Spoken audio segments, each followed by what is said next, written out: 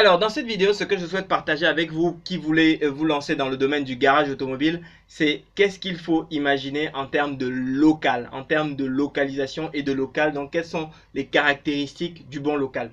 En fait, ce qu'il faut savoir, c'est qu'à partir du moment où vous faites de la mécanique auto, vous allez évidemment avoir besoin d'un garage. Et dans votre garage, entre les véhicules qui rentrent, les véhicules qui sortent, les véhicules qui sont un petit peu, qui doivent rester sur place pendant quelques jours, vous aurez besoin de place. Vous allez absolument avoir besoin de place et vous ne pourrez pas y couper. Et dans ce domaine-là, 300 mètres carrés, c'est vraiment un minimum. Quand vous passez en dessous de 300 mètres carrés, vous marchez sur les pieds, c'est très compliqué. Vous êtes tout le temps en train de déplacer les véhicules pour pouvoir justement faire entrer certains, faire sortir d'autres. Et puis, une fois de plus, sachez que votre grosse bête noire, ça va être ce qu'on a les véhicules ventous, c'est-à-dire ceux qui vont venir au garage et qui vont rester là et qui vont vous prendre la place. Et vous aurez tendance à les entasser un peu trop vite. Donc, ce qu'il faut savoir, c'est donc cette surface de garage, 300 mètres carrés, c'est vraiment un minimum. 500 mètres carrés, vous êtes bien. Voilà, 500 mètres carrés, vous avez la place pour travailler, vous avez de la place pour garer les véhicules de clients qui doivent attendre quelques jours, etc.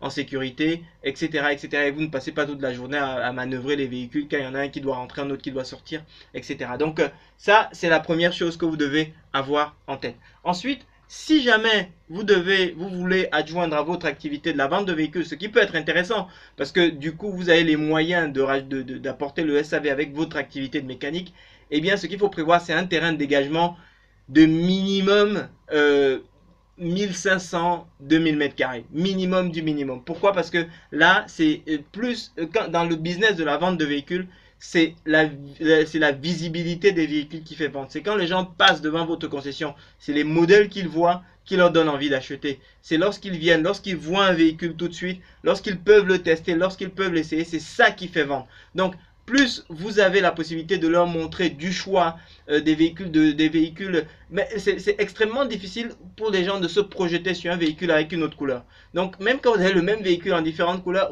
ça va vous aider à vendre. Donc c'est pourquoi vous avez besoin de plus de place pour pouvoir justement stocker ces véhicules et évidemment faire toutes les manœuvres nécessaires. Donc garage uniquement, eh bien, il faut prévoir minimum au bas mot 300 mètres carrés pour l'espace garage, plus un petit espace bureau. Et aujourd'hui, les clients ont de plus en plus envie, besoin d'être reçus, voilà, dans un espace propre, correctement présenté, etc., etc. Donc ça, c'est important. Donc au final, ça va vous faire facilement 400 mètres carrés au minimum. Sinon, voilà, avec 500 mètres carrés pour le garage et puis toutes les pièces annexes, l'espace pour toutes les activités annexes, ça va être important. Vente de véhicules, il faut rajouter 1500-2000 mètres carrés minimum pour pouvoir avoir le stock suffisant qui va vous permettre de faire correctement votre commerce par la suite. Voilà ce que je souhaitais partager avec vous spécialement sur cette question de la zone, du local. Quelle est la taille du local optimal?